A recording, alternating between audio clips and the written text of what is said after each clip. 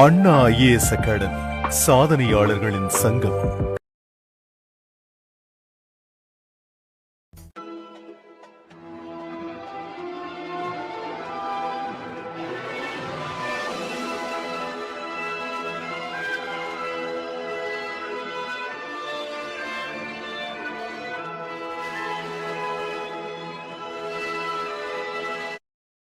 அனைவருக்கும் வணக்கம்.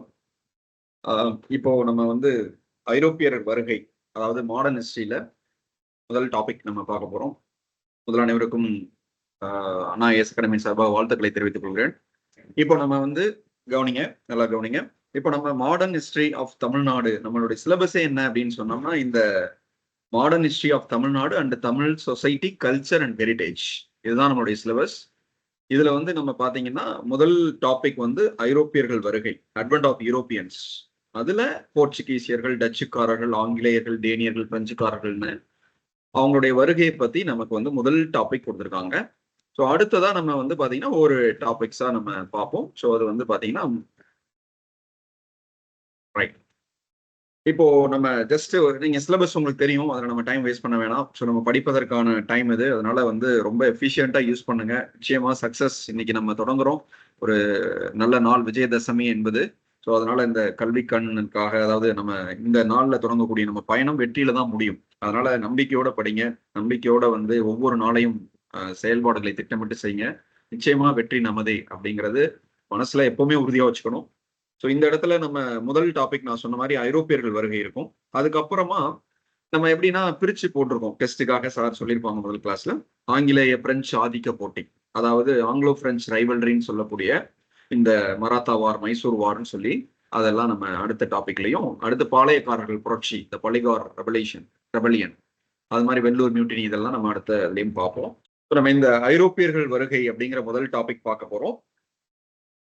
ஓகே, இந்த நம்ம தமிழ்நாடு, அதாவது modern history of Tamil Nadu, Tamil Nadu பர்ஸ்பெக்டிவ்ல நீங்க முக்கியத்துவம் கொடுக்கணும், சரியா?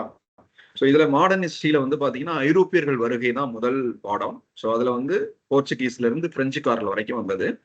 அதுக்கப்புறமா ஆங்கிலேயர்களுக்கும் பிரெஞ்சுக்காரர்களுக்கும் இடையிலான ஆதிக்க போட்டி, அதாவது ஆங்கிலோ பிரெஞ்சு வார், அதாவது மைசூர் வார், மராத்தா வார், இதெல்லாம் கொடுத்திருப்பாங்க. அப்புறம் பாளையக்காரர்கள் புரட்சி, வெள்ளூர் கழகம், சமய சமூக சீர்திருத்த இயக்கங்கள், அதே மாதிரி தமிழ்நாட்டுல அவங்களோட, அதாவது கிழக்கிந்திய கம்பெனி, பிரிட்டிஷ் ஈஸ்ட் இந்தியன் கம்பெனியோடைய ரீஃபார்ம்ஸ். அதுக்கப்புறமா பாத்தீங்கன்னா நம்ம மெட்ராஸ் மகாஜன சபை, சென்னை வாசிகள் சங்கம்லாம் போறாங்க. அப்புறமா நேஷனல் மூவ்மெண்ட், இந்திய தேசிய இயக்கம் அப்படின்னு கொடுத்துருப்பாங்க. ஆனாலும் தமிழ்நாடு பெர்ஸ்பெக்டிவ்ல தான் நம்ம படிக்கணும், ஏன்னா அதுதான் நமக்கு சிலபஸ். சுதேசி இயக்கம், மிதவாதிகள், தீவிரவாதிகள், தன்னாட்சி இயக்கம், ஹோம் ரூல் மூவ்மெண்ட், அது மாதிரி ஒத்துழையாமை இயக்கம், non cooperation movement, disobedience movement, சட்டமறுப்பு இயக்கம், சிவில் டிசோபீடியன்ஸ், வெள்ளையனை வெளியேறு, இந்த மாதிரி இந்த டாபிக்ஸ் எல்லாம், இந்த 6 விஷயங்கள் அல்லது 6 சப் டாபிக்ஸா சொல்லலாம். இதெல்லாம் மாடர்ன் ஹிஸ்டரி. ஸோ அதற்கு அப்புறமா பாத்தீங்கன்னா தமிழ்நாடோட கல்ச்சர், சொசைட்டி, ஹெரிட்டேஜ், அதுல நமக்கு சங்க காலம், பண்டைய தமிழ் சமூகம், திருக்குறள், விடுதலை போராட்டத்துல இலக்கியவாதிகள், ஊடகவியலாளர்களோட பங்கு, அப்புறமா இந்த நீதி கட்சியில இருந்து தனித்தமிழ் இயக்கம் வரைக்கும், இதையெல்லாம் தந்தை பெரியார், அறிஞர் அண்ணா உட்பட்ட பல அறிஞர்கள், இதெல்லாம் அந்த டாபிக்ல. ஸோ இது நம்ம வி ஹவ் 2 சப் டிவிஷன்ஸ். ஒன்னு மாடர்ன் ஹிஸ்டரி ஆஃப் தமிழ்நாடு, இன்னொன்னு Tamil society culture and heritage. ஓகேவா? இப்ப நம்ம பார்க்க போற மாடர்ன் ஹிஸ்டரி ஆஃப் தமிழ்நாடோட முதல் டாபிக் தான் இந்த ஐரோப்பியர்கள் வருகை. இதற்காக நம்ம மெட்டீரியல் இருக்கக்கூடிய விஷயங்கள் நம்ம படிச்சுக்கலாம். இங்கிலீஷ் மெட்டீரியல் இருக்கவங்க இங்கிலீஷ் மெட்டீரியல் கொஞ்சம் பார்த்துக்கோங்க. இன்னைக்கு தமிழ் மட்டும் ஷேர் பண்ணிருக்கோம். ஸோ அதுக்கப்புறம் 2 சேர்ந்து ஷேர் பண்ற மாதிரி ஏற்பாடு பண்ணிடலாம். ஸோ இன்னைக்கு மட்டும் கொஞ்சம் இங்கிலீஷ் மெட்டீரியல் பார்த்துக்கோங்க. இதுல பாத்தீங்கன்னா பொதுவாக நம்ம 8th புக்லயும் 11th புக்லயும் நமக்கு சோர்ஸ் கண்டென்ட் இருக்கு. ஸோ அது இல்லாம தமிழ்நாடு பெர்ஸ்பெக்டிவ்ல சில விஷயங்களை உங்களுக்கு கிளாஸ்ல சொல்லும் போதும் நீங்க நோட்ஸ் எடுத்துக்கலாம், அதாவது நோட் பண்ணிக்கலாம். ஸோ இதுல நிறைய விஷயங்கள் நம்ம கத்துக்கொண்டதா இருக்கும். அதனால நம்ம கொஞ்சம் ஃபாஸ்டா தான் மூவ் ஆகணும், ஏன்னா சிலபஸ் நம்ம டெஸ்ட் நெருங்குது. அதனால நம்ம we have to speed up. Okay, right, governing. இப்போ இந்த ஐரோப்பியர்கள் வருகையில தங்க கிழக்கு நாடுகள் அப்படின்னு சொல்லுவாங்க, கோல்டன் ஈஸ்ட் கண்ட்ரிஸ் அப்படின்னா இந்தியாவும் சீனாவும். ஏன்னா நிறைய பாத்தீங்கன்னா நம்ம, அதாவது ஈஸ்டர்ன், நிறைய பழைய பெயர்கள் சொல்லுவாங்க, அதாவது ஓரியண்டல் வேர்ல்டு, அது மாதிரி வெஸ்டர்ன் கண்ட்ரிஸ், ஈஸ்டர்ன் கண்ட்ரிஸ், அந்த மாதிரி இது தங்க கிழக்கு நாடு. யூரோப்பியர்கள் இந்தியாவுக்கு 3 வழித்தடங்கள் வழியாக வந்து கொண்டிருந்தார். காஸ்பியன் கடல். ஸோ இதுக்கு நம்ம மேப் பார்க்கணும். ஸோ இந்த 11th புக்லேயே கூட மேப்லாம் கொடுத்துருப்பாங்க. காஸ்பியன் கருங்கடல், black sea and Caspian sea வழியா ஒரு ரூட் இருக்கும். பெர்ஷியன் கல்ஃப் வழியா, அதாவது பாரசீகம் வழியாக அலெக்சாண்ட்ரியா அப்படிங்கிற ஒரு ரூட் இருக்கும். அதுக்கப்புறமா செங்கடல் வழியாக ஒரு ரூட் இருக்கும். இந்த 3 ரூட் ஜஸ்ட் தெரிஞ்சுக்கோங்க. பட் இது ரொம்ப இம்பார்ட்டன்ட் கிடையாது. ஸோ இதுல முக்கியமான ஒரு விஷயம் என்னன்னா, அந்த 1453, அதாவது 1453 கான்ஸ்டாண்டினோபிள். இந்த கான்ஸ்டாண்டினோபிள் தற்போதைய பெயர் என்ன அப்படின்னா பக்கத்துல நோட் பண்ணிக்கோங்க. கான்ஸ்டாண்டினோபிளை நம்ம என்ன சொல்லுவோம்? இஸ்தான்புல். இஸ்தான்புல் வந்து பாத்தீங்கன்னா ஒட்டாமன் எம்பையர், அதாவது பைசாண்டின் எம்பையர் கையில இருந்த இந்த கான்ஸ்டாண்டினோபிள் துருக்கியர்கள் ஒட்டாமன் எம்பையர்னு சொல்லுவாங்க. ஒட்டாமன் சாம்ராஜ்யம் அவர்கள் கைக்கு மாறிடுச்சு. அவர்கள் முஸ்லீம், துருக்கியர்கள் எல்லாம் முஸ்லீம்கள். ஸோ அது மட்டும் இல்லாமல் யூரோப்பிய வர்த்தகத்துக்கும் அவங்களுக்கும் அரேபிய துருக்கியர்களுக்கும் நிறைய போட்டி அந்த காலத்துல. அதனால இந்த கான்ஸ்டாண்டினோபிள் அப்படிங்கிறது எப்படின்னா, பிளாக் சி பக்கத்துல நமக்கு எப்படி இருக்கும்னா அது மேப்ல பார்க்கணும். ஸோ அதாவது பிளாக், இப்போ ஆப்பிரிக்கா நமக்கு இங்க இருக்கு. யூரோப் வந்து பாத்தீங்கன்னா இது இட்டாலி. அப்புறம் அப்படியே வந்தோம்னா யூரோப்ல பால்கன் கண்ட்ரிஸ்ன்னு சொல்லுவாங்க. அப்புறம் அப்படியே இது வந்து பிளாக் சி.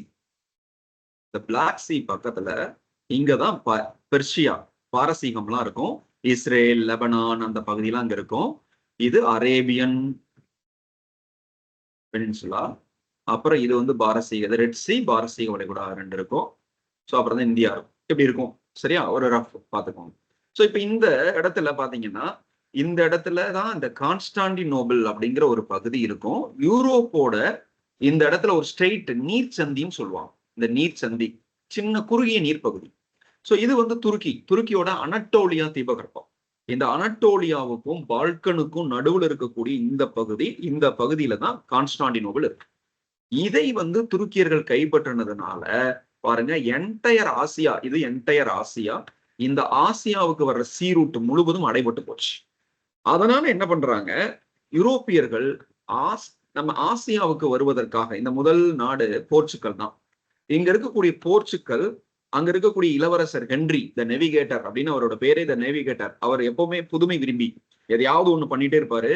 புதிய பகுதிகளை ஆராயணும், புதிய இடங்களுக்கு செல்லணும், புதிய பகுதிகளை பார்க்கணும் என்பது அவருடைய பேராவா. ஸோ அவருடைய தீராத ஆசை. ஸோ அதனால அவர் வந்து சீ ரூட்ஸை எக்ஸ்ப்ளோர் பண்ணணும் அப்படிங்கிறது அவர் ரொம்ப ஆசை. அவர் அதுக்காக நிறைய பாத்தீங்கன்னா மாலுமிகளை ஊக்குவிப்பார். அதற்காக ஸ்கூல்ஸ் எல்லாம் கூட நடத்திட்டு இருந்தார். ஸோ அவருடைய ஊக்கத்தால போர்ச்சுகீஸ் தான் ஃபர்ஸ்ட் கிளம்பி வர்றாங்க. இந்த கான்ஸ்டாண்டினோபிள் வந்து பாத்தீங்கன்னா மூடப்பட்டதுனால அவர்களுக்கு வேற வழி இல்லாம சீ ரூட்டை ப்ரிஃபர் பண்றாங்க. அப்ப கடல் மார்க்கமாக ஆப்பிரிக்கா, ஸோ இந்த பகுதியை நோக்கி வர்றாங்க. ஸோ இவ்வளவு தூரம் வர்றாங்க. ஸோ இங்க வரும்போது இந்த இடத்துல கடைசி முனை வரைக்கும் வந்துடுறாரு பார்த்திலோமியோ டயஸ். சரியா? ஸோ ஆனால் அவரால் வந்து பாத்தீங்கன்னா அடுத்ததா இந்த பார்த்திலோமியோ டயஸ் இந்த புயல் அடிச்சிட்டு இருக்கனால அந்த முனை southern tip of south Africa, தென்னாப்பிரிக்காவோட கடைசி முனை வர்றாரு. ஆனால் புயல் தாக்கத்தினால அவரால் மேற்கொண்டு பயணிக்க முடியல, ப்ரொசீட் பண்ண முடியல. ஸோ இவர் return back to his own country, அவருடைய நாட்டுக்கு திரும்பிடுறார். ஆனால் அங்க போய் சொல்றாரு, நிச்சயமா நான் தென்முனையை அடைஞ்சிட்டேன், அத புயல் முனை அப்படின்னு சொல்லுவாங்க. அது மட்டும் இல்லாமல் அதுதான் ஆசியாவுக்கான வழியை அடுத்ததா நம்ம காட்டக்கூடிய ஒரு நம்பிக்கை கொடுத்திருக்கிறது. அவ்வளவுதான், அந்த இடத்துக்கு போயிட்டாலே அடுத்த ஆசியா போயிடலாம் என்ற நம்பிக்கை எல்லாருக்கும் வந்துருச்சு. அதனால அதுக்கு பேர் என்னன்னா நன்னம்பிக்கை முனை. நன்னம்பிக்கை முனை, கேப் ஆஃப் குட் ஹோப் அப்படின்னு சொல்லுவாங்க. இந்த கேப் ஆஃப் குட் ஹோப்ல வந்து நம்ம அங்க போயிட்டோம்னா அங்கிருந்து அப்படியே நம்ம இந்தியா போயிடலாம், ஆசியா போயிடலாம் என்ற நம்பிக்கை வந்து விடுகிறது. சரியா? சோ அதனால இது வந்து ஒரு முக்கியமான ஒரு ரிமார்க்கபிள் ஒரு பாத்தீங்கன்னா ஒரு லேண்ட்மார்க் ஈவெண்ட். அதுக்கப்புறமா திருப்பி வாஸ்கோடகாமா கிளம்பி வர்றாரு. வாஸ்கோடகாமா அவர் சொன்ன வழியே பின்பற்றி அப்படியே வந்து இந்த கேப் ஆஃப் குட் ஹோப் வழியா இங்க வந்த பிறகு உடனே இந்தியாவுக்கு போகல. உடனே என்ன பண்றாரு, இங்க மொசாம்பிக் அப்படிங்கிற ஒரு நாடு இருக்கு, அங்க போறார். சோ அங்க போனதுக்கு அப்புறம் அங்க இருந்து ஒரு இபின் மஜித் அப்படின்னு ஒரு வணிகர், அவர் வந்து இந்திய வணிகர் தான், கேரளா மலபார் பகுதியை சேர்ந்தவர். அவர் சொல்றாரு, வாங்க நான் கூட்டிட்டு போறேன் உங்களை அப்படின்னு மொசாம்பிக்ல இருந்து இபின் மஜித்தோட வழிகாட்டலோட இங்க வர்றார். சரியா? இந்தியா வந்து இப்படி இருக்கும். சோ இந்த இடத்துல சோ இங்க வந்து கள்ளிக்கோட்டையை அடைகிறார். புரியுதா? சோ இதுதான் யூரோப்பியர்கள் இந்தியாவை அடைந்ததற்கான ஒரு சின்ன ஒரு சுருக்கம் தான். இன்னொரு விஷயம் என்னன்னா, நீங்க நல்லா புரிஞ்சுக்கணும். இது ரொம்ப டீட்டெயிலா நம்ம வந்து இப்ப தெரிந்து கொள்ள வேண்டிய அவசியம் இல்ல.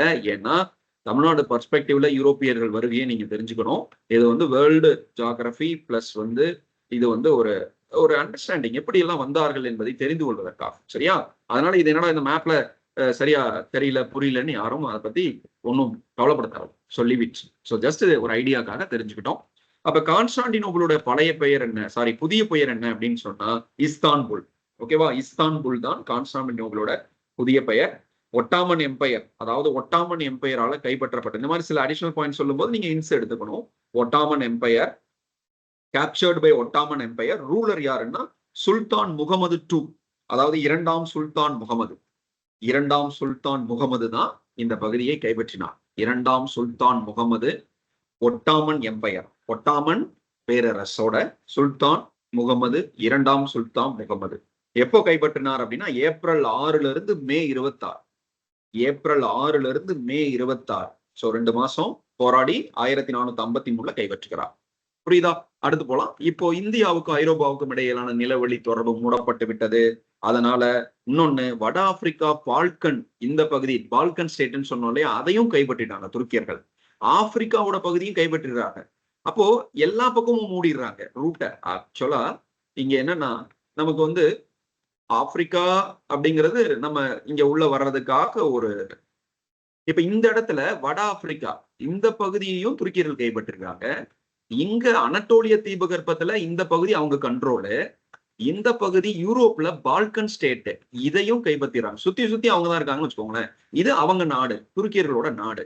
அப்ப பாருங்க எங்கேயுமே அவங்களால வடிவேல ஒரு இடத்துல ரவுண்டு கட்டுவாங்க இல்லையா, பேங்க்ல லோன் வாங்கிருவாங்க. சோ அந்த மாதிரி இந்த இடத்துல துருக்கியர்கள் ரவுண்டு கட்டிடுறாங்க. So they cannot move further through these route. So அதனால they are compelled to explore an alternate route through sea. அதுதான் இந்த மாதிரியான ஒரு மிகப்பெரிய வரலாறு, உலக வரலாறையே மாற்றி போட்டது இதுதான். இப்ப ஏன் வர்றாங்க? இந்த ஐரோப்பியர்களுக்கு வேற வேலை இல்லையா? வர்றாங்க. ஏன்னா வாசனை பொருட்களை ஏற்றுமதி செய்ய காண்டிமெண்ட்ஸ், ஸ்பைசஸ் அண்ட் காண்டிமெண்ட்ஸ். ஏன்னா இந்த மாதிரியான, அதாவது நம்ம லவங்கம், திப்பிலி, மிளகு, சுக்குன்ற மாதிரி இந்த பொருட்கள் எல்லாம் ஐரோப்பியன்ல கிடைக்காது. இதெல்லாம் பொன்னை விட மிகவும் காஸ்ட்லி. அதனாலதான் அதை தேடி வருகிறார்கள். அப்படி வந்தவர்களுடைய வரிசை, இது ஒரு நார்மல் கொஸ்டின் தான். நம்ம சிலபஸ்லயே இதுதான் கொடுத்துருக்கான். சரியா?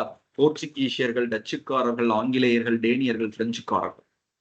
சோ பாத்தீங்கன்னா நம்ம நிறைய கோட் வேர்ட் சொல்லுவாங்க. போடா, போனா போர்ச்சுகீசியர், டானா டச்சு, ஆண்டவனே. சரியா? ஆண்டவன்னா ஆங்கிலேயர்கள். போடா ஆண்டவனே, டவனே. அப்ப ஆண்டவனே அப்படின்னு சொல்லும் போது அந்த டேனியர்கள் அப்படின்னு சொல்லலாம், அல்லது ஆண்டவனே டேனிஸ், டேனிஸ ஃப்ரெண்ட்ஸா வச்சிருக்கான். அப்போ இல்ல டேவிஸ் கூட வச்சுக்கலாம். டேவிட்டோட ஃப்ரெண்டு. போடா ஆண்டவனே டேவிட்டோட ஃப்ரெண்டு, இல்ல டேனிஸோட ஃப்ரெண்டு. ஃப்ரெண்டுனா பிரெஞ்சுக்காரன். சரியா? போடா ஆண்டவனே டேவிஸோட ஃப்ரெண்டு, அல்லது டேனியரோட friend, Danish friend, Danish friend. ஓகேவா? இதுல முதலில் இந்தியாவுக்கு வருகை வந்தவர்கள் யாருன்னு சொன்னா போர்ச்சுகீசியர்கள். சரியா? அடுத்து கடைசியாக வருகை, இதெல்லாம் நம்ம சொல்லும் போது அந்த இடத்துல நோட் பண்ணிக்கணும். முதல் கடைசி. சரி, இது ஓகே, இது எல்லாருக்கும் தெரியும். இந்த ஆர்டர் படி யார் சார் ஃபர்ஸ்ட் வந்தா கடைசி வந்தா, அதானே முடிஞ்சு போச்சு. ஓகே, நம்ம அடுத்த கேள்வி என்னன்னா, கடைசியா இந்தியா விட்டு வெளியே போனது யார்? Who was the last from left out from India? இந்தியாவை விட்டு வெளியே போனது யார் ஃபர்ஸ்ட்? அதாவது கடைசியா வெளியே போனது யாரு? இறுதியாக வெளியே போனது யார் அப்படின்னு சொன்னா, யார் முதல்ல வந்தாங்க? போர்ச்சுகீஸ். அவங்கதான். அப்படின்னா கோவா டையூ டாமன் யாரோடது? போர்ச்சுகீஸோடது இல்லையா? அப்ப நம்ம 1961 தான் அப்ப அவங்களை கைப்பற்றுகிறோம். கோவா டையூ டாமன். அப்ப 1960 வரைக்குமே, அதுக்கப்புறம் தான் அவங்க கிளம்பி போறாங்க. அப்ப போர்ச்சுகீஸ் தான் முதலில் வந்தவர்கள், கடைசியாக சென்றவர்கள். Last European who left out from India, அதுவும் போர்ச்சுகீஸ். ஓகேவா? ரைட்டா? அப்ப போர்ச்சுகீசியர்களை பத்தின முக்கியத்துவம் நம்ம தெரிஞ்சுக்கிறோம். இப்ப முதல்ல போர்ச்சுகீசியர்களை பார்த்துறோம். முதல்ல சொன்ன மாதிரி புதிய கடல் பாதை, the new sea route was explored by Portuguese. இந்தியாவுக்கு மட்டுமல்ல, உலகத்திலேயே யூரோப்பியர்கள் தான் இந்த கடல் பாதையை கண்டுபிடிப்பதுல அதிக ஆர்வம் காட்டினாங்க. அதுக்கு ஊக்கம் யாரு? என்கரேஜா இருந்தவர் இளவரசர் ஹென்றி. அதனாலதான் அவரை மாலுமி ஹென்றி த நேவிகேட்டர் அப்படின்னு சொல்றாங்க. ஏன்னா அவர் தான் இந்த ஊக்கத்தை கொடுத்தவர். சோ அவருடைய ஊக்கத்தின் பேர்ல முதல்ல ஒரு மாலுமி வர்றார், போர்ச்சுகீசிய மாலுமி பார்த்தலோமியோ டயஸ். இந்த பார்த்தலோமியோ டயஸ் இது ஆப்பிரிக்காவின் தென்கோடி முனையை நோக்கி வருகிறார். சரியா? அவருக்கு இரண்டாம் மன்னர் ஜார்ஜ் அவர் வந்து சப்போர்ட் பண்றார். சோ பாருங்க, இந்த ஆப்பிரிக்காவுடைய தென்கோடி முனை ஆப்பிரிக்கால இங்க இருக்கும், இங்க வரைக்கும் வந்துட்டார் தலைவர். அதுக்கப்புறம் அவருக்கு கொஞ்சம் ஜர்க் ஆயிட்டார். சரியா? என்னன்னா மழை பெய்யுது, சுத்தியும் கடலு, நம்மளால தாக்கு பிடிக்க முடியுமா, யாரும் போனதில்ல, நம்ம தான் முதல்ல வந்து டெஸ்ட் பண்றாங்க அப்படின்னு திரும்பி போயிட்டார். வெற்றி வெற்றின்னு திரும்பி பேக் அடிச்சிட்டார். நான் வந்து இந்த ஆப்பிரிக்கா தென்கோடி முனைக்கு போயிட்டு வந்துட்டேன். ஏன்னா மேப் எல்லாம் அப்ப இருக்கு, தாளமையே மேப் உருவாக்கி வச்சிருக்காரு இல்லையா? அதனால அவங்க மேப் படி பார்க்கும்போது இதான் கடைசி, அங்க வரைக்கும் போயாச்சு. அங்க இருந்து போனா இந்தியா போயிடலாம். ஆனா என்னால ஃபர்தரா மூவ் பண்ண முடியல, ஏன்னா புயல் அடிக்குது. நான் சப்போஸ் மூவ் பண்ணேன்னா நான் போயிருவேன், காலி ஆயிருவேன். அப்ப நீங்க எல்லாம் என்ன நினைப்பீங்க? ஓ, ஐரோப்பாவில இருந்து ஆசியாவுக்கு ரூட்டே கண்டுபிடிக்க முடியாது போல நினைச்சிருவீங்க. நான் பாதியிலே புயல்ல போயிருந்தேன்னா நான் அவ்வளவுதான், காலியா இருப்பேன். அதனாலதான் இந்த செய்தியை சொல்றதுக்காக வந்தேன்னு திரும்பி வந்துடுறாரு. நல்லதுதான் இல்லையா?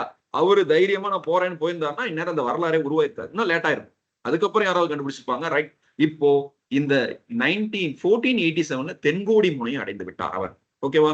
சோ அப்ப தென்கோடி முனையை அவர் 1487 அடைகிறார். ஒரு வருஷம் பயணிக்கிறார். 486 கிளம்புறாரு. இந்த இடத்துக்கு வர்றதுக்கு 487 ஆகுது. அந்த முனை தான் நன்னம்பிக்கை முனை. ஏன்னா மற்றவங்களுக்கெல்லாம் வழிகாட்டின முனை அதுதான். சரியா? அப்ப அவர் போய் திருப்பி போய் நன்னம்பிக்கை முனை போய் தாண்டி போனா போயிடலாம் அப்படின்னு தைரியமா சொல்றார். உடனே வாஸ்கோடகாமா கிளம்பி வர்றார். அப்போ பார்த்திலோமியோ டயஸ் இந்தியாவுக்கு வரல, ரைட்? வாஸ்கோடகாமா தான் இந்தியாவுக்கு வர்றார். வாஸ்கோடகாமா 3 கப்பல்ல 170 நபர்களை திரட்டிக்கிட்டு தென்கோடி முனைக்கு வந்துட்டாரு. இங்க வந்து இங்க இருந்து நேரா போகாம, ஏன்னா கடல் தூரம் அதிகம், இந்த இடத்துல மொசாம்பிக் அப்படிங்கிற இடம், மொசாம்பிக் நாட்டுக்கு அடைகிறார். அதுக்கப்புறம் அங்க இருந்து அடுத்ததா கோழிக்கோடுங்கிற கள்ளிக்கோட்டைக்கு வருகிறார். எப்ப வர்றார்? மே 20, 1498. சரி, யார் கள்ளிக்கோட்டைக்கு கூட்டிட்டு வந்தது அந்த இடத்துல நோட் பண்ணிக்கலாமா? அதான் மலபார் பகுதியைச் சேர்ந்த வணிகர். யார் உதவி செய்தார்? உதவி செய்தவர் who helped வாஸ்கோ ட காமா to reach India அப்படின்னு சொன்னா இபின் மஜித். இபின் மஜித் இவர் வந்து பாத்தீங்கன்னா ஒரு மலபார் வணிகர், இபின் மஜித். ஓகேவா?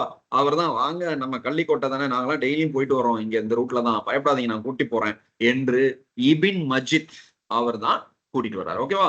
ரைட். அப்ப கள்ளிக்கோட்டைக்கு கப்பல் 3 கப்பல் வந்து இறங்கும் போது செய்தி அவருக்கு போகுது.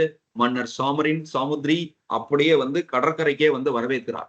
ஏன்னா யூரோப்பியர்களுக்கு ஒரு மரியாதை கொடுத்து வரவேற்கிறார். அப்ப சாமரின் கிட்ட நல்லபடியா நடந்துகிட்டு சில சலுகைகளை பெற்று அவர் வந்து வாஸ்கோட காமா இந்த சப்போர்ட்டை வாங்குறதுனால அரேபிய வணிகர்களுக்கு எதிர்ப்பு கிளம்புது. சோ இதுக்கு அப்புறமா பரிசு பொருட்கள் எல்லாம் ஏத்தி கொண்டு ஆகஸ்ட் 29, மே 20ஆம் தேதி வர்றாரு இல்லையா? ஆகஸ்ட் 29 2 கப்பல்ல போறார். 3 கப்பல்ல 170 பேரோட வந்தாரு, மீதி 2 கப்பல்ல தான் போறாரு. ஒரு கப்பல் என்னாச்சு? மீதி 115 பேரை விட்டுட்டு போயிட்டாரா? இல்ல, அவங்க இறந்துட்டாங்க. சோ வர்ற வழியிலேயே நிறைய, அதாவது மாலுமி நோய்னு சொல்லுவாங்க, விட்டமின் சி டிசார்டர். அதனால கடல்ல நெடிய பயணத்துல அவங்க வரும்போது நிறைய பேரால தாக்கு பிடிக்க முடியாம மாலுமி நோய், அதாவது மாலுமி டிசீஸ் அப்படின்னு சொல்லுவாங்க, செயலர் டிசீஸ், அதனாலேயே நிறைய பேர் இறந்து போயிட்டாங்க. சோ இவர்கள் இந்த 55 பேரோட வாசனை திரவியங்கள், மற்ற இந்த சுக்கு, லவங்கம், திப்புளி, மிளகுன்ட்டு கேரளால கிடைக்கக்கூடிய எல்லா பொருட்களையும் எடுத்துட்டு போறார். அது பாருங்க 60 மடங்கு வேல்யூ அவருடைய டிராவல் செலவை விட, அந்த அளவுக்கு அது வேல்யூ யூரோப்ல உண்டு. ரைட். அடுத்ததா 1502 திருப்பியும் கள்ளிக்கோட்டைக்கு வர்றாரு. சோ நம்ம ஒரு செகண்ட் அப்படியே நிறுத்திட்டு அடுத்த பக்கம் போனோம்னா, இப்ப நம்ம 1498 வாஸ்கோடகாமா வர்றாரு. அடுத்து பாருங்க, இந்த இடத்துல 2வது பேஜ்ல 3வது பேஜ்ல போர்ட்டோ அல்வாரிஸ் கேப்ரல் அப்படின்னு ஒருத்தர் இருப்பார். இவர் யாருன்னா வாஸ்கோடகாமாவுக்கு பின் கேப்ரல் அப்படிங்கிற ஒரு மாலுமி, இவர் தான் இந்தியாவுக்கு 2வது வந்து அடைந்தவர். எப்போ? 1500. புரிஞ்சுதா? அப்போ அதாவது அல்வாரிஸ் கேப்ரல் தான் 2வது ஆள், ரைட்டா? 1500. அப்ப வாஸ்கோடகாமா இந்தியாவில தான் இருக்காரு. அதுக்கப்புறம் வாஸ்கோடகாமா சரி நான் போய் ஒரு 8 ஊருக்கு போயிட்டு வந்துடுறேன் என்று பாருங்க போயிட்டாரு. திருப்பி 1502ஆம் ஆண்டு இந்தியாவுக்கு வருகிறார். புரிஞ்சுதா? சோ அப்போ செகண்ட் டைம் இந்த இடத்துல எதுக்கு வர்றாருன்னா, வர்த்தக ஏகபோக உரிமை, ட்ரேட் மோனோபோலி, அதை அடைவதற்காக வருகிறார். அப்ப கண்ணனூர்ல ஒரு வர்த்தக மையம், trade centre. So trade factory, அதாவது ஃபேக்டரினா உற்பத்தி தொழிற்சாலை கிடையாது, அது வந்து என்னன்னா ஒரு வேர் ஹவுஸ், அங்க பொருட்கள் எல்லாம் பூச்சி வச்சிருப்பாங்க, அவ்வளவுதான். அதை ஏற்றுமதி இறக்குமதி ஆகிற பொருட்கள் அங்க குவியும். அதைத்தான் ஃபேக்டரிம்பாங்க. இப்ப அமேசான், செப்டோ இந்த மாதிரியானவங்க எல்லாம் வந்து ஒரு இது வச்சிருப்பாங்க இல்லையா, அவுட்லெட் பாயிண்ட்ஸ் மாதிரி, அங்கிருந்து எல்லா பொருட்கள் ஊருக்குள்ள போகும் அந்த மாதிரி. பின் கொச்சி சென்று ஒரு வர்த்தக பண்டகசாலை கொச்சியில, அப்ப கண்ணனூர்ல, அப்புறம் கொச்சியில. கொச்சியில சரக்கு கிடங்கு, கண்ணனூர்ல ஒரு சிறைச்சாலை. இதெல்லாம் நம்ம வாஸ்கோடகாமா அப்படின்னு போட்டுட்டு அந்த இடத்துல அப்படி அப்படியே எழுதிக்கணும். சரியா? அப்ப கன்ஃபியூஸ் ஆகாம இருக்கும். ஒவ்வொரு பேருக்கு பக்கத்துலயும் எழுதிக்கணும். அதுக்கப்புறம் பெருங்கடல், இந்திய பெருங்கடல் செங்கடல் வணிகத்துல அரேபியருடைய முற்றுரிமை, அரேபியர்கள் முற்றுரிமை பெற்றிருக்கிறார்கள். சோ அவங்க மட்டும்தான் அந்த பகுதியில வணிகத்துல பெரிய ஆள். சரியா? நம்ம இபின் மஜித் கூட பாத்தீங்கன்னா ஒரு இவர் தான், இஸ்லாமிய வணிகர் தான். சரியா? அப்படி இருக்கும்போது அவங்களுடைய தலையீடு இவரை மேல கோபத்தை ஏற்படுத்துது. கள்ளிக்கோட்டையிலும் ஒரு வர்த்தக மையத்தை நிறுவுகிறார். இப்ப சாமரினே வந்து பாத்தீங்கன்னா அவர் புரிஞ்சுக்கிட்டார், ஆகா இந்த வாஸ்கோடகாமா வரவேற்றோம், ஆனா அவர் இஷ்டத்துக்கு கண்ணனூர், அப்புறம் பாத்தீங்கன்னா கோழிக்கோடு, கொச்சின்னு போய்கிட்டே இருக்காரு, நம்மளை மதிக்க மாட்டேங்கிறாருன்னு சொல்லி அவரை தாக்க ஆரம்பிக்கிறார். கோபம் கொண்ட சாமரின் போர்ச்சுகீசிய படையை தாக்குகிறார். அதனால சாமரினை போர்ச்சுகீசிய படை தாக்கிடுது. ஏன்னா போர்ச்சுகீஸ் வந்து கன் பவுடர் இந்த மாதிரி, அதாவது ஆயுதங்கள் எல்லாம் அவங்களோட எடுத்துட்டு வர்றாங்க. அதனால சாமரினால ஜெயிக்க முடியல. சோ கடைசியா கொச்சினை முதல் தலைநகரமாக ஆக்கிடுறாங்க. சரியா? அதற்கப்புறம் 2வது தலைநகரம் எது சார்னா கோவா. கடைசி வரைக்கும் கோவா தான் போர்ச்சுகீஸ் பகுதி தலைநகரமா இருக்கும். சரியா? ஆனா முதல்ல கொச்சின். ஒவ்வொரு பகுதிக்கும் 2 ஊர் வரும். கொச்சின் வரும், அப்புறம் வந்து கோவா வரும். அந்த மாதிரி வந்து நீங்க அதை தெரிஞ்சுக்கணும். ரைட்டா? முதல்ல கொச்சின். சோ அதுதான் அவங்களோட பகுதியோட தலைநகரம். ரைட். அடுத்து 502ல புலிக்கட்டுல ஒரு கோட்டையை கட்டுகிறார். யாரு? வாஸ்கோடகாமா. அப்புறம் 503ல திருப்பி தாய்நாடு போயிட்டு, திருப்பி பாருங்க 20 வருஷம் கழிச்சு 3வது முறையாக வந்தார். அப்ப இறந்து போயிடுறார். அப்ப வாஸ்கோடகாமா இந்தியாவுக்கு எத்தனை முறை வருகை புரிந்தார்? 3 முறை. ரைட். அடுத்தது அல்வாரிஸ் கேப்ரல் என்ன சொன்னோம்? முதல்ல வாஸ்கோடகாமா வந்த பிறகு அப்பயே வந்துட்டார் 1500ல. சரியா? அப்ப 2வது வந்தவர் இவர் தான். வாஸ்கோடகாமா அதுக்கப்புறம் 2 தடவை வருவார் இவருக்கு அப்புறம். சரியா? ஆளோட ஆர்டருக்காக நம்ம இப்படி போட்டிருக்கோம். முதல்ல வாஸ்கோடகாமா வருவார், அப்புறம் கேப்ரல் வருவார், திருப்பி வாஸ்கோடகாமா வருவார், திருப்பி வாஸ்கோடகாமா வருவார். ரைட்டா?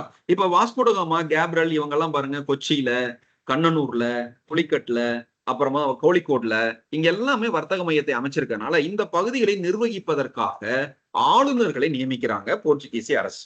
அப்ப போர்ச்சுகீசிய பகுதிகளுக்கு முதல்ல ஒரு ஆளுநர் வருகிறார். யார் அவரு? 505ல. அந்த ஆளுநர் பேர் என்ன அப்படின்னா Francisco de Almeida. Francisco de Almeida தான் போர்ச்சுகீசிய பகுதிகளுக்கு அனுப்பப்பட்ட முதல் ஆளுநர். சரியா? சோ இவர் வந்தவனே சாமரினை பீரங்கி படையால தாக்கி சாமரினை அடிமணிய வைக்கிறார். முன்னாடியே வாஸ்கோடகாமா தோத்துருப்பார். சரியா? தோத்துட்டாருன்னா ஆட்சியெல்லாம் வாஸ்கோடகாமா பிடிக்கல, உடனே அவருடைய ராஜ்யத்தை பிடிக்கல, தோக்கடிச்சு அனுப்பிடுறாரு. அது இப்ப இவரும் வந்து சாமரினை அவரை அடிமை வைக்கிறார், அதாவது அடிமணிய வைக்கிறார். அப்படின்னா சாமரினை எதிர்த்து பேசுவார். கொச்சியை தலைநகரமாக மாற்றினார். ரைட். இந்திய பெருங்கடல்ல அரேபியர்கள் அவங்க வந்து தாக்கத்தை ஏற்படுத்த முயன்ற போது, அதாவது போர்ச்சுகீசியர்கள் வந்து பாத்தீங்கன்னா தலையிடுறாங்க. அப்போ துருக்கி, எகிப்து வரைக்கும் இந்த செய்தி போகுது. ஏன்னா போர்ச்சுகீசியர் துருக்கி வந்து என்ன பண்ணிட்டான், கான்ஸ்டாண்டினோபிலையும் அந்த பக்கம் இருக்கக்கூடிய பால்கன் ஸ்டேட்டு வட ஆப்பிரிக்காவையும் கைப்பற்றிட்டான். ஆனா இவங்க சுத்தி வந்து கடல் வழியா வந்து இந்த பகுதியை நம்ம ஏரியாக்குள்ள வந்து போர்ச்சுகீசியர் வாலாடுறான் என்ற செய்தி துருக்கி வரைக்கும் போகும். அப்ப துருக்கிக்கு ஆதரவா இருக்கக்கூடிய குஜராத், பிஜப்பூர் சுல்தான்கள் துருக்கி சுல்தான் ஆதரவோடு ஒரு சண்டை நடக்கும். அந்த சண்டை, அதாவது அவரோட பையன் லாரன்கோ அல்மெய்டா, பிரான்சிஸ்கோ அல்மெய்டாவோட பையன் லாரன்கோ அல்மெய்டா, அவரு சவல் அப்படிங்கிற ஒரு இடத்தை கைப்பற்றுகிறார். இருந்தாலும் அங்க முஸ்லிம் கூட்டுப்படையோடு போரிடும் போது இறந்து விடுகிறார். சரியா? அப்போ மகனை பறி கொடுத்துறார். யாரு? Francisco Almeida. அதற்கு பழி வாங்கும் நடவடிக்கை அங்க கடைசியில பாருங்க 508 1508ல டையூல முஸ்லிம் கூட்டுப்படையை தோற்கடித்து டையூவை கைப்பற்றுவார். நமக்கு ஞாபகம் இருக்கா? கோவா, டையூ, டாமன். அப்ப இந்த டையூ அப்ப 508ல டையூவை கைப்பற்றி விடுகிறார். ரைட். சோ இதற்கு நடுவுல இந்த பிரான்சிஸ்கோ அல்மெய்டாவை பத்தி முக்கியமா நம்ம தெரிந்து கொள்ள வேண்டியது பாருங்க, இந்த இடத்துல அல்மெய்டா கடற்படையை பலப்படுத்துவதுதான் இவரது முக்கிய நோக்கம். இவர் பின்பற்றிய கொள்கை நீல நீர் கொள்கை, ப்ளூ வாட்டர். இந்த இடத்துல நிலநீர், இது நிலம் இல்ல நீல. சரியா? கொஞ்சம் தப்பாயிடுச்சு. நீல நீர் கொள்கை, ப்ளூ வாட்டர் பாலிசி. இந்த ப்ளூ வாட்டர் பாலிசிங்கிறது என்னன்னா, போர்ச்சுகீசியர்கள் தான் கடலாதிக்கம் மிக்கவர்கள், அதாவது அவங்களோட டாமினன்ஸ் தான் இருக்கணும், இதன் மூலம் இந்தியாவில் ஆதிக்கத்தையும் கடற்படையை பலப்படுத்துவதையும் நோக்கமாக கொண்டதுதான். அப்போ பிரான்சிஸ்கோ அல்மைடானாலே நீல நீர் கொள்கையை தெரிஞ்சுக்கணும். அவருக்கு பிறகு அடுத்து 2வதாக ஒரு ஆளுநர் வருகிறார், அல்போன்சா டி அல்புகர்க். இவர் முக்கியமான ஒருவர். அல்போன்சா மாம்பழம் கூட இவருடைய பெயரிடால் தான் அல்போன்சா அப்படின்னு அழைக்கப்படுவதாக சொல்வார். சரியா? அப்ப அல்போன்சா டி அல்புகர்க் போர்ச்சுகீசிய அதிகாரத்தை இவர் தான் உண்மையாகவே நிறுவுகிறார். ரைட்டா? சோ நம்ம படிப்போம். சோ இந்த மாதிரி பிரதமர் இவங்கெல்லாம் இருந்தாலும் இவங்க தான் பவர்ஃபுல் பிரதமர், இத்தனை பிரதமர்லயும் இவர் தான், இத்தனை முதலமைச்சர்லயும் அப்படின்னு யாராவது நம்ம குறிப்பிடுவோம். அதே போன்று போர்ச்சுகீஸ்ல வாஸ்கோடகாமா வந்தார், அல்வாரிஸ் கேப்ரல் வந்தார், அடுத்த ஆளுநர் முதல் ஆளுநர் அல்மைடா நீல நீர் கொள்கை, 2வது ஆளுநர் அல்போன்சா டி அல்புகர். அவர் பாத்தீங்கன்னா உண்மையிலேயே அதிகாரத்தை நிறுவியவர் இவர்தான். இவர் கோவாவை கைப்பற்றுகிறார் 1510. யாருன்னா பிஜப்பூர் சுல்தான் அதில்கானை, யூசுப் அதில்கானை வென்று கோவாவை கைப்பற்றுகிறார். சரியா? கோவா போர்ச்சுகீஸ் இந்தியாவின் தலைநகரம். ஆனா இவர் ஆக்கல, பின்னாடி இவருக்கு பின்னாடி வர்ற. சரியா? சோ அதாவது அல்போன்சா டி அல்புகர்க்கு கோவாவை கைப்பற்றுவதோடு நின்று விடுகிறார். சோ நொரன்கா பாத்தீங்கன்னா அடுத்ததா நமக்கு வரக்கூடிய நினோடி குன்கா, அவர் தான் கோவாவை தலைநகராக்குவார். ஆனா கோவா தான் போர்ச்சுகீஸ் இந்தியாவின் நிரந்தர தலைநகரமா இருந்துச்சு. புரியுதா? அப்ப கோவாவை கைப்பற்றியவர் யார் அப்படின்னு சொன்னா அல்போன்சா. நம்ம கோவா மல்கோவா மாம்பழம், அல்போன்சா ஒரு மாம்பழம், அதனால கோவாவை கைப்பற்றியது யாருன்னா அல்போன்சா அப்படின்னு ஞாபகம் வச்சுக்கோங்க. மல்கோவா, அல்போன்சா. ரைட். இந்திய பெண்களுடன் திருமணத்தை ஊக்குவித்தவர். கோவாவுல மதம் சார்ந்த மக்கள், அதாவது போர்ச்சுகீஸ் ஆண்கள் இந்திய பெண்களை கல்யாணம் பண்ணிக்கலாம். அப்படி கல்யாணம் பண்ணிக்கும் போது போர்ச்சுகீசியர்களுடைய குடியிருப்புகளை அவங்க வரலாம். இந்திய பெண்களாக இருந்தாலும், மணப்பெண் பொண்ணு பாத்தீங்கன்னா இந்தியரா இருக்கும், இருந்தாலும் அவங்க நம்ம போர்ச்சுகீஸ் பகுதியில சரிசமமா நம்ம வாழலாம், அவங்க நம்ம பகுதியில குடியேறிக்கலாம் அப்படின்னு தாராளமா இந்திய திருமணங்களை ஊக்குவித்தவர் அல்போன்சா. அதே மாதிரி மலாக்கா தீவை கைப்பற்றினார், மலேசியா பக்கத்துல இருக்கு. அது மாதிரி இது பல நாட்டு வணிகர்கள் கூடும் இடம், அதை கைப்பற்றுகிறார். ஏடன் நகரை கைப்பற்றுகிறார், ஆர்மஸ் துறைமுகத்தை கைப்பற்றுகிறார். இதெல்லாம் அவ்வளவு முக்கியம் இல்ல. சரியா? அடுத்து இந்த அல்புகர்க்கின் நிர்வாகத்தை பார்த்தாலே தெரிஞ்சிடும். ஏன் he is the real founder of Portuguese administration in இந்தியான்னு ஏன் சொல்றோம் இவரை அப்படின்னா, பாருங்க, வருவாய் நீதி நிர்வாகத்தை கவனித்துக் கொள்ள ஆட்சியர் கலெக்டர்ஸ் அப்பாயிண்ட் பண்றார், வரி வசூல் செய்யும் பொறுப்பு அவங்க கிட்ட தான் கொடுக்கிறார். அதே மாதிரி முற்போக்கு கல்வி கோவா மக்களுக்கு கொடுக்கப்படுகிறது. கோவால தன்னாட்சி அட்டானமி கொடுக்கிறாரு. விதவைகள் உடன் சட்ட தொகுப்பு கோட் ஆஃப் லா, கோடிஃபைடு லா எழுதுறாங்க. விதவைகள் உடன்கட்டை ஏறும் பழக்கம், சதி. அப்ப சதியை ஒழித்தது நம்ம வில்லியம் பெண்டிங் பிரபு, ராஜாராம் மோகன் ராய் 2 பேருன்னு சொல்லுவோம் இல்லையா? ஆனால் அவருக்கு முன்னமே வில்லியம் பெண்டிங் பிரபு யாரு? ஒரு ஆங்கிலேயர். அப்ப வில்லியம் பெண்டிங் பிரபுவோட பிரிகர்சர், அவருடைய முன்னோடி என்று யாரை நம்ம சொல்லலாம்? இவர் அல்போன்சா அல்புகர்க். அப்ப வில்லியம் பெண்டிங் பிரபுவின் முன்னோடின்னு ஏன் சொல்றோம்னா, கோவாவுல சதி ஒழிப்பு, உடன்கட்டை ஏறும் எனும் பழக்கத்தை ஒழிக்க செய்தவர் இவர் தான். அதனாலதான் இவரை நம்ம சொல்றோம். இவர் விஜயநகர அரசோட நட்புறவோடு இருந்தார். சோ அதே மாதிரி இந்தியாவில போர்ச்சுகீசிய பேரரசுக்கு அடிக்கல் நாட்டினதே இவர் தான் true founder of Portuguese administration in India. புரிந்துதா? அப்போ true founder of Portuguese governor அல்லது ரூல் இன் இந்தியா அப்படின்னு சொன்னா அல்போன்சாவை தான் நம்ம சொல்லுவோம். ரைட்டா? ட்ரூ ஃபவுண்டர்னா யாரு? அல்போன்சா. அவர் தான் கோவாவை கைப்பற்றினார். கோவா போர்ச்சுகீஸோட நிரந்தர தலைநகரம் எப்போ வருது? பின்னாடி வருது. அவருக்கு அப்புறம் 3வது கவர்னர் யாரு? Nino da Cunha. சரியா? குன்கா. இந்த அல்புகர்க்கு பிறகு இவர் கொச்சியில் இருந்து கோவாவிற்கு தலைநகரை மாற்றுகிறார். பிரான்சிஸ்கோ அல்மைடா கொச்சியை தலைநகரமாக்கி இருக்கிறார். இப்ப கொச்சியிலிருந்து கோவாவுக்கு 1530 தலைநகரத்தை மாற்றுபவர் நினோ டி குன்கா. சரியா? அப்ப கொச்சியை தலைநகராக்குனது முதல் கவர்னர் பிரான்சிஸ்கோ அல்மைடா, கொச்சிய தலைநகரமாக்குனது அவரு. கோவாவை கைப்பற்றினது அல்போன்சா 2வது ஆளுநர். கோவாவை தலைநகரமாக்குனது குன்கா 3வது ஆளுநர். ரைட்டா? அவர் கொச்சி மட்டுமல்ல, பாருங்க, பசீன், டையூ, சால்செட், டாமன், இது எல்லா பகுதிகள், கொழும்புல கோட்டை, இது எல்லாம் குன்கா காலத்துல நடக்குது. புரியுதா? இதெல்லாம் ஃபேக்ட்ஸ். ரைட். அடுத்ததா ஆண்டானியோ டி நொரன்கா. இவர் காலத்துல முகலாயர்கள் இவர்களோட நட்புறவு பாராட்டுறாங்க. அக்பர் குஜராத்தோட காம்பே வளைகுடாவுக்கே வருகை புரிந்ததே அதற்கு ஒரு சான்றாக இருக்கிறது. இந்தியாவில வேற போர்ச்சுகீஸ் பகுதி, அதாவது இந்த பகுதி இல்லாம ஹூக்ளி கல்கத்தா பக்கத்துல, சாந்தோம் மயிலாப்பூர் அதாவது சென்னை பக்கத்துல பம்பாய், இது பம்பாய், ரைட்டா? சோ இதெல்லாம் போர்ச்சுகீசிய பகுதிகள் தான். பின்னாடி என்னவாச்சு, பம்பாய வந்து பாத்தீங்கன்னா போர்ச்சுகீசிய இளவரசர், அதாவது போர்ச்சுகீசிய இளவரசி கேத்தரின், அவங்க வந்து இங்கிலீஷ் மன்னர். சோ பாத்தீங்கன்னா இந்த 2ஆம் சார்லஸ் அவர் கல்யாணம் பண்ணிக்கிறார். அதனால இவங்க இந்த கேத்தரின் இளவரசிக்கு கல்யாணம் பண்ணிக்கிட்டதுனால அந்த மாப்பிள்ளைக்கு சீதனமா இந்த பம்பாயை கொடுத்துட்றாங்க. சரியா? அந்த பம்பாய் போர்ச்சுகீஸ் பகுதியா தான் இருக்கு. ஆனா சீதனமா இளவரசிக்கு கல்யாணம் பண்ணி கொண்ட இங்கிலாந்து மன்னருக்கு கொடுப்பாங்க. இங்கிலாந்து மன்னர் என்ன பண்ணுவார், அத குத்தகைக்கு கம்பெனி, கிழக்கிந்திய கம்பெனிகிட்ட விட்டுருவார். சரியா? ரைட். இப்போ இந்தியாவுல போர்ச்சுகீசியர் ஏன் வீழ்ச்சி பெற்றார்கள்? ஏன்னா ஸ்பெயின் அதாவது ஸ்பெயினோட 2ஆம் அரசர், அதாவது 2ஆம் பிலிப் போர்ச்சுகல் நாட்டை கைப்பற்றி விடுவார். அதனால போர்ச்சுகீஸ் கொஞ்சம் கொஞ்சமா வந்து முன்னேற முடியல. அதே மாதிரி இலங்கையில டச்சுக்காரர்கள் தோற்கடித்து மலபாரிலும் டச்சுக்காரர்கள் அந்த கோட்டைகளை கைப்பற்றி விடுவார். இலங்கையிலையும் மலபாரிலும். அதை விட இவர்களுடைய ஆர்வம் எங்கன்னா பிரேசில் மீது திரும்பிடுச்சு போர்ச்சுகீஸோட ஆர்வம். இதனாலதான் இது மாறுச்சு. போர்ச்சுகீசியரோட வருகையினால என்ன விளைவுகள் ஏற்பட்டதுன்னா, ஒண்ணு, இந்திய அரசர்களை வென்ற முதல் ஐரோப்பியர், first Europeans to conquer the Indian rulers அப்படின்னு சொன்னோம்னா இவர் தான். அதே மாதிரி இந்த பிரிவினையை ஐரோப்பியர்கள் பயன்படுத்தி கொண்டார்கள். இந்தியர்களுடைய பிரிவினையை வெடிமருந்து, வலிமை வாய்ந்த பீரங்கி, இதெல்லாம் முக்கிய பங்கு வகிக்குது. அதே மாதிரி அரேபிய வணிகருடைய முற்றுரிமையை இவர்கள் கட்டுப்படுத்துகிறார்கள். அதே மாதிரி கலப்பு திருமணத்தின் மூலம் போர்ச்சுகீசியர்களும் இந்தியர்களும் கலந்து கொண்ட கலப்பு திருமணத்தின் மூலம் ஒரு யுரேசிய இனக்குழு, யூரோப் பிளஸ் ஆசியா. யூரோப்னா போர்ச்சுகீசிய மாப்பிள, ஆசியானா இந்திய பொண்ணு. அப்ப பிறக்கிற குழந்தை யுரேசிய இனக்குழு. அப்ப யுரேசிய இனக்குழு உருவாக்கத்திற்கு காரணம் போர்ச்சுகீஸ். போர்ச்சுகீஸ் வருகையை நம்ம எப்படி தெரிஞ்சுக்கலாம்னா, சென்னை சாந்தோம் ஃபுல்லாவே போர்ச்சுகீசியருக்கான சான்றுதான் இருக்கிறது. அதே மாதிரி போர்ச்சுகீசியர்கள் அங்க பக்கத்துல மயிலாப்பூரை கருப்பர் நகரம், பிளாக் டவுன்னு சொல்லுவாங்க.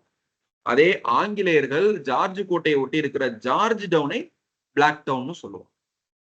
அது மட்டும் இல்லாம புகையிலை, உருளைக்கிழங்கு, மக்காச்சோளம் போன்ற பயிர்கள், குறிப்பா புகையிலையே இவங்க தான் அறிமுகப்படுத்துறாங்க. அதே மாதிரி கத்தோலிக்க கிறித்துவ சமயத்தை கிழக்கு மேற்கு கடற்கரையில் இவங்க பரப்புகிறார்கள்.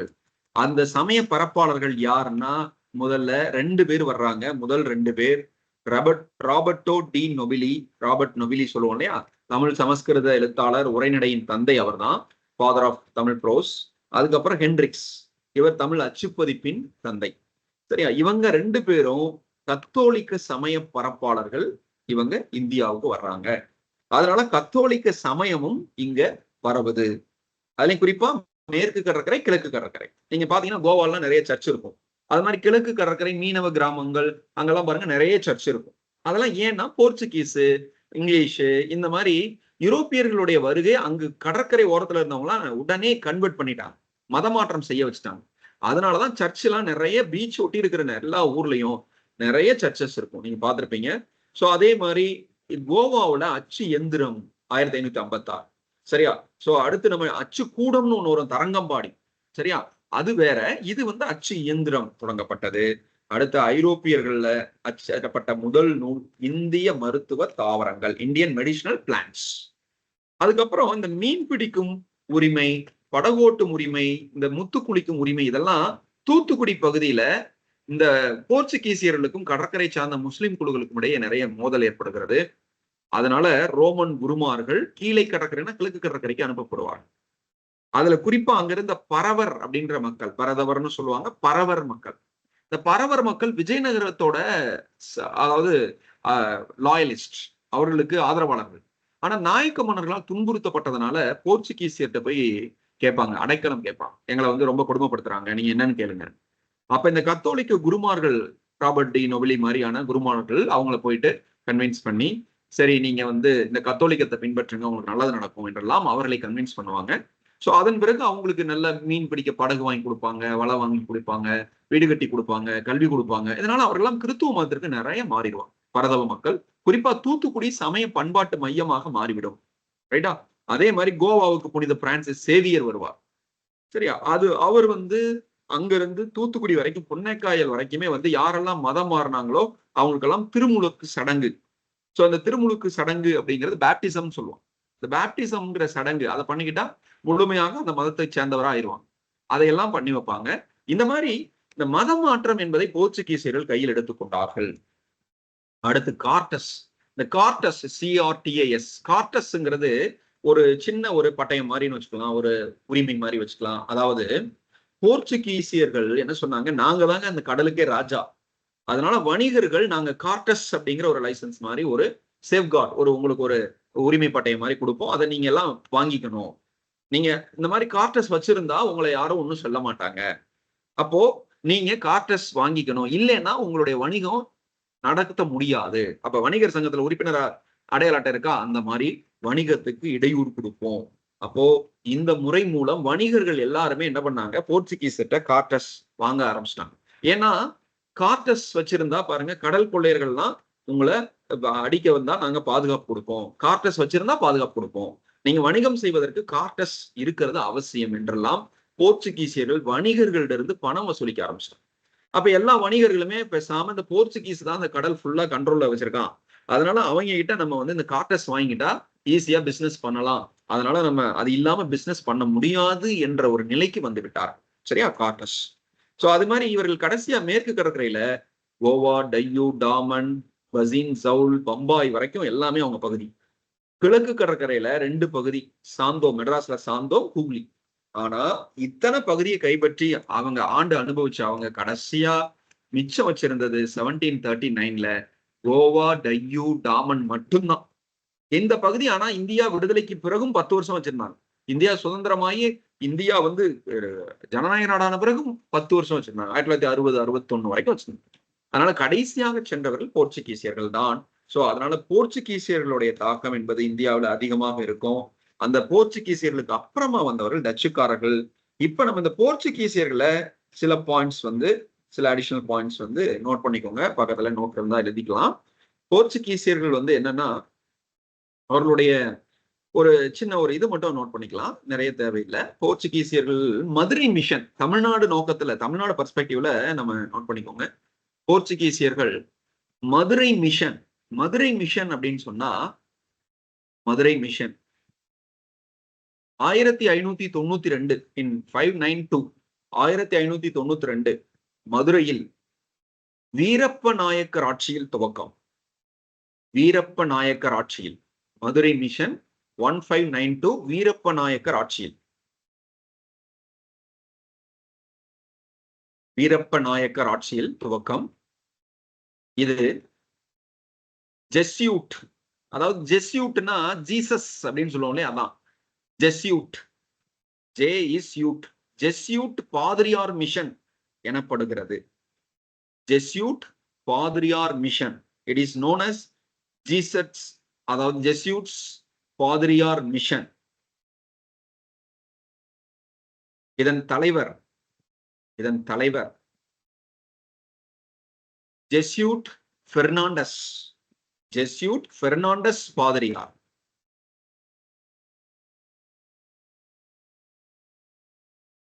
இது கத்தோலிக்கத்திற்கு மக்களை மாற்றும் முயற்சி, to convert the people into கத்தோலிக்கம், கத்தோலிக்கத்திற்கு மக்களை மாற்றும் முயற்சி. சரியா, அது வந்து ஜெஸ்யூட் பாதிரியார் மிஷனுடைய நோக்கம். இது போர்ச்சுகீசியரோட. இந்த மிஷனை சேர்ந்தவர் தான் ராபர்ட் டி நொபிலி. சரியா, ராபர்ட் டி நொபிலிக்கு எல்லாருமே ஆதரவு கொடுத்தாங்க, மதுரை நாயக்கர்கள், பாளையக்காரர்கள் எல்லாமே. அந்த மதுரை மிஷன் படிப்படியாக பல பகுதிக்கு வளர்ந்தது. நோட் பண்ணிக்கோங்க, மதுரை மிஷன், மதுரை மிஷன்,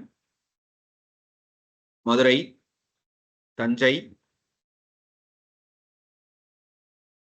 தஞ்சை, மதுரை, தஞ்சை, செஞ்சி, வேலூர், செஞ்சி, வேலூர், கோல்கொண்டா வரை பரவியது. செஞ்சி, வேலூர், கோல்கொண்டா வரை பரவியது. சரியா, மதுரை ராணி மங்கம்மாள் கூட இதுக்கு ஆதரவு தெரிவித்தார்கள். மதுரை, தஞ்சை, செஞ்சி, வேலூர், கோல்கொண்டா வரை பரவியது. சரியா, அதே மாதிரி தூத்துக்குடியில நோட் பண்ணிக்கோங்க, தூத்துக்குடி, தூத்துக்குடி பரவர்கள், பரவர், பரதவர்கள்னு சொல்லலாம், பரவர், PARAVAR, பரவர்கள் விஜயநகர பேரரசின் விசுவாசிகள்.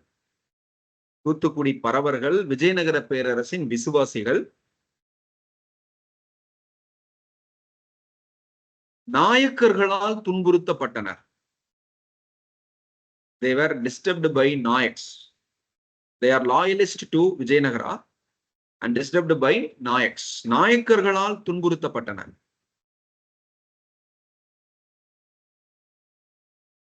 எனவே போர்ச்சுகீஸ் உதவியை நாடினர். they sought Portuguese help. போர்ச்சுகீசிய உதவியை நாடினர்.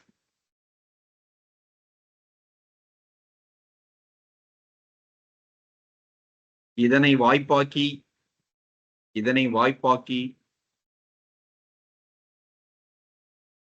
பறவர்கள் மதமாற்றம் செய்யப்பட்டனர்.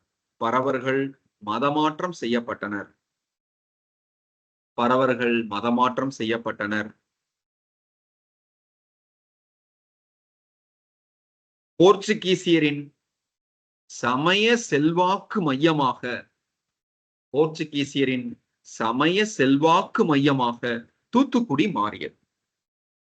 தூத்துக்குடி மாறியது. சமய செல்வாக்கு மையமாக தூத்துக்குடி மாறியது. சரியா? அப்ப போர்ச்சுகீசியருடைய தலைநகரம் கோவா, சமய செல்வாக்கு மையம் தமிழ்நாட்டுல எதுன்னா தூத்துக்குடி. மதுரை மிஷன், அதை பத்தின தகவல் இதெல்லாம் நம்ம பார்த்தோம். சரியா? அப்ப போர்ச்சுகீசியரின் சமய பண்பாட்டு மையமாக the religious cultural capital of Portuguese இன் தமிழ்நாடு எது அப்படின்னு கேட்டா தூத்துக்குடி. ரைட்டா?